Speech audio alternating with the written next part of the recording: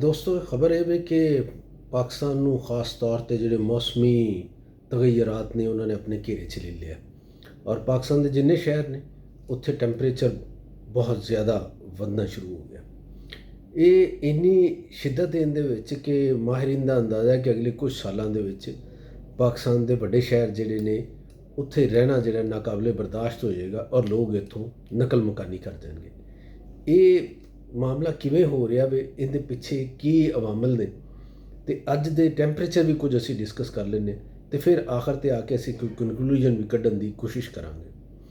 ਅੱਜ ਮੁਖਤਲਿਫ ਸ਼ਹਿਰਾਂ ਦੇ ਵਿੱਚ ਜਿਹੜਾ ਟੈਂਪਰੇਚਰ ਰਿਹਾ, ਮਸੇ ਦਾਦੂ ਦੇ ਵਿੱਚ 51 ਸੈਂਟੀਗ੍ਰੇਡ ਰਿਹਾ, ਸਿੱਬੀ ਦੇ ਵਿੱਚ 50, ਮੋਂਜੇਦਾੜੋ ਦੇ ਵਿੱਚ 50, ਸਕਰਦੂ ਦੇ ਵਿੱਚ 49, ਸੱਖਰ ਦੇ ਵਿੱਚ, ਤੁਰਬਤ ਦੇ ਵਿੱਚ 49, ਜੇਹਲਮ ਦੇ ਵਿੱਚ 46, ਲਾਹੌਰ ਦੇ ਵਿੱਚ 46, ਮੁਲਤਾਨ 'ਚ 45, ਫੈਸਲਾਬਾਦ 44 ਅਤੇ ਬੰਨੂ ਦੇ ਵਿੱਚ 44। ਇਹ ਟੈਂਪਰੇਚਰ 12-13 ਸ਼ਹਿਰਾਂ ਦੇ ਮੈਂ ਤੁਹਾਨੂੰ ਦੱਸੇ ਨੇ, ਅਤੇ ਜਿਨ੍ਹਾਂ ਦੇ ਨਹੀਂ ਦੱਸੇ, ਮਤਲਬ ਪਿੰਡੀ ਦਾ ਨਹੀਂ ਦੱਸਿਆ ਤੁਹਾਨੂੰ, ਕੋਇਟਾ ਦਾ ਨਹੀਂ ਦੱਸਿਆ ਤੁਹਾਨੂੰ, ਕਰਾਚੀ ਦਾ ਨਹੀਂ ਦੱਸਿਆ, ਉੱਥੇ ਵੀ ਸੂਰਤ ਹਾਲ ਕੋਈ ਚੰਗੀ ਨਹੀਂ ਹੈਗੀ।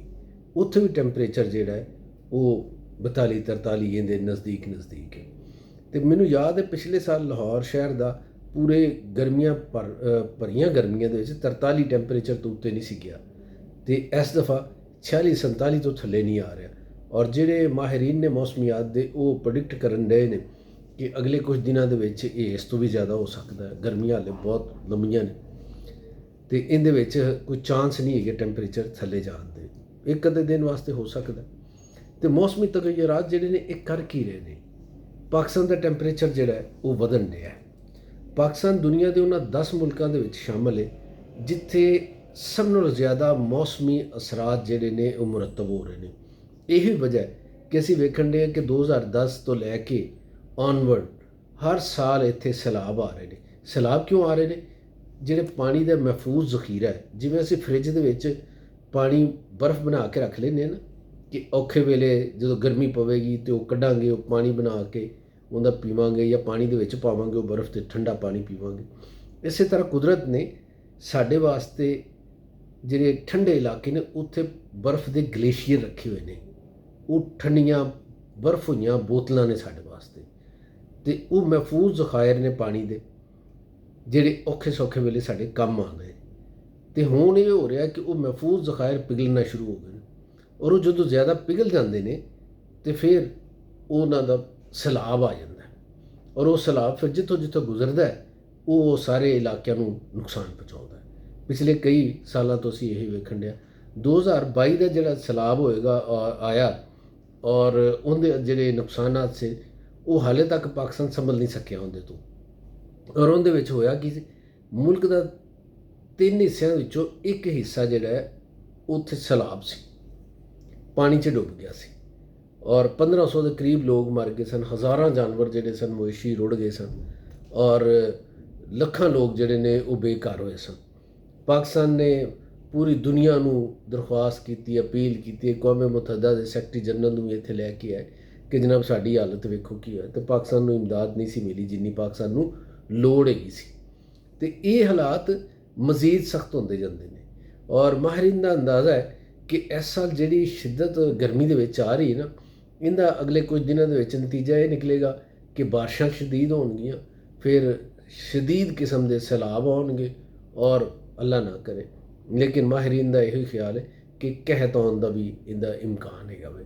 ਜਿਹੜੀਆਂ ਫਸਲਾਂ ਹੋਣਗੀਆਂ ਸਾਡੀਆਂ ਬੀਜੀਆਂ ਉਹ ਰੁੜ ਜਾਣਗੀਆਂ, ਅਤੇ ਫਿਰ ਜਦੋਂ ਪੈਦਾਵਾਰ ਨਹੀਂ ਹੋਏਗੀ ਤਾਂ ਕੀ ਹੋਵੇਗਾ? ਫਿਰ ਇਹੋ ਕੁਛ ਹੋਵੇਗਾ। ਅਤੇ ਇਹਦੇ ਨਾਲ ਇੱਕ ਰਿਪੋਰਟ ਹੈਗੀ, ਉਹਨੂੰ ਕਹਿੰਦੇ ਨੇ COP27। ਇਹ ਇੱਕ ਇੰਟਰਨੈਸ਼ਨਲ ਰਿਪੋਰਟ ਹੈ। ਉਹਨਾਂ ਨੇ ਅੰਦਾਜ਼ਾ ਇਹ ਕੀਤਾ ਹੈ ਕਿ ਹਰ ਸਾਲ ਦੇ ਵਿੱਚ ਕਿੰਨੇ ਦਿਨ ਜਿਹੜੇ ਟੈਂਪਰੇਚਰ ਕਿਸੇ ਮੁਲਕ ਦਾ ਕਿਸ ਦਰਜਾ ਹਰਾਰਤ 'ਚ ਰਵੇ ਅਤੇ ਉਹ ਇਤਮਾਨਾਨ ਬਖਸ਼ ਹੁੰਦਾ ਹੈ, ਅਤੇ ਕਿੰਨਾ ਟੈਂਪਰੇਚਰ ਉਸ ਤੋਂ ਜਿਹੜਾ ਉਹ ਜ਼ਿਆਦਾ ਹੋ ਜਾਵੇ ਅਤੇ ਫਿਰ ਉਹ ਤਸ਼ਵੀਸ਼ਨਾਕ ਹੋ ਜਾਂਦੇ।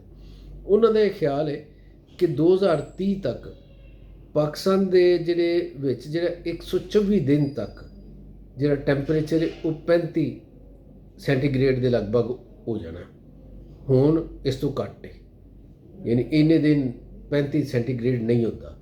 ਅਤੇ ਜੇ 2030 ਤੱਕ 124 ਦਿਨ ਤੱਕ 35 ਸੈਂਟੀਗ੍ਰੇਡ ਰਿਹਾ ਤੇ ਇਹਦਾ ਇਫੈਕਟ ਹੋਵੇਗਾ ਸਾਡੀਆਂ ਫਸਲਾਂ ਦੇ ਉੱਤੇ, ਸਾਡੇ ਰਹਿਣ ਸਹਿਣ 'ਤੇ, ਸਾਡੀ ਬਿਜਲੀ ਦੀਆਂ ਲੋੜਾਂ ਦੇ ਉੱਤੇ, ਹਰ ਚੀਜ਼ ਦੇ ਉੱਤੇ ਇਫੈਕਟ ਹੋਏਗਾ।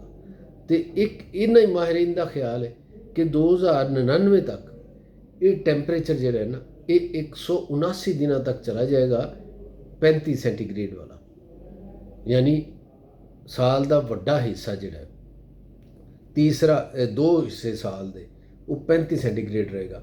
ਤੇ ਹੁਣ ਤੁਸੀਂ ਮੈਨੂੰ ਇਹ ਦੱਸੋ ਕਿ ਜਿਹੜੀਆਂ ਫਸਲਾਂ ਨੂੰ ਇਸ ਤੋਂ ਥੋੜ੍ਹਾ ਟੈਂਪਰੇਚਰ ਚਾਹੀਦਾ ਉਹ ਕਿੱਥੇ ਜਾਣਗੀਆਂ, ਜਿਹੜੇ ਫਲਾਂ ਨੂੰ ਇਸ ਤੋਂ ਥੋੜ੍ਹਾ ਟੈਂਪਰੇਚਰ ਚਾਹੀਦਾ ਉਹ ਕਿੱਥੇ ਜਾਣਗੇ, ਤੇ ਜਿਹੜੇ ਫੁੱਲ ਨੇ ਜਿਹੜੇ ਇਸ ਤੋਂ ਥੋੜ੍ਹੇ ਟੈਂਪਰੇਚਰ ਦੇ ਵਿੱਚ ਨਿਕਲਦੇ ਨੇ, ਖਿਲਦੇ ਨੇ, ਉਹ ਕਿੱਧਰ ਜਾਣਗੇ।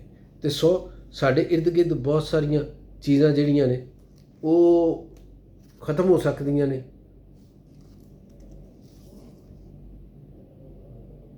ਉਹ ਸਾਰੀਆਂ ਚੀਜ਼ਾਂ ਜਿਹੜੀਆਂ ਨੇ ਉਹ ਖਤਮ ਹੋ ਸਕਦੀਆਂ ਨੇ, ਔਰ ਉਹਨਾਂ ਚੀਜ਼ਾਂ ਦੇ ਨਾਲ ਇਹ ਹੋਵੇਗਾ ਕਿ ਸਬਜ਼ਾ ਖਤਮ ਹੋ ਸਕਦਾ ਵੇ, ਔਰ ਇਨਸਾਨੀ ਜ਼ਰੂਰਤਾਂ ਦੀਆਂ ਜਿਹੜੀਆਂ ਸ਼ੈਵਾਂ ਖਤਮ ਹੋਣਗੀਆਂ, ਅਤੇ ਫਿਰ ਇਨਸਾਨ ਵਾਸਤੇ ਵੀ ਮਸਾਇਲ ਜਿਹੜੇ ਨੇ ਉਹ ਵੱਧ ਜਾਣਗੇ।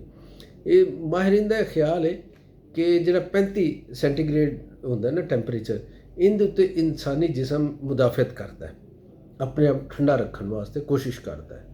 ਅਤੇ ਜਦੋਂ ਇਹਦੇ ਤੋਂ ਉੱਤੇ ਟੱਪਦਾ ਹੈ ਟੈਂਪਰੇਚਰ, ਅਤੇ ਫਿਰ ਇਹ ਮੁਦਾਫਤ ਘਟਣੀ ਸ਼ੁਰੂ ਹੋ ਜਾਂਦੀ। ਅਤੇ ਖ਼ਾਸ ਤੌਰ 'ਤੇ ਜੇ ਚਲੀ ਜਾਵੇ 40, 42, 45, ਅਤੇ ਇਹ ਖਾਸੀ ਦਿੱਕਤ ਹੁੰਦੀ, ਅਮਵਾਤ ਸ਼ੁਰੂ ਹੋ ਜਾਂਦੀਆਂ ਨੇ, ਕਮਜ਼ੋਰ ਮੁਦਾਫਤ ਵਾਲੇ ਲੋਕ ਮਰ ਵੀ ਸਕਦੇ ਨੇ।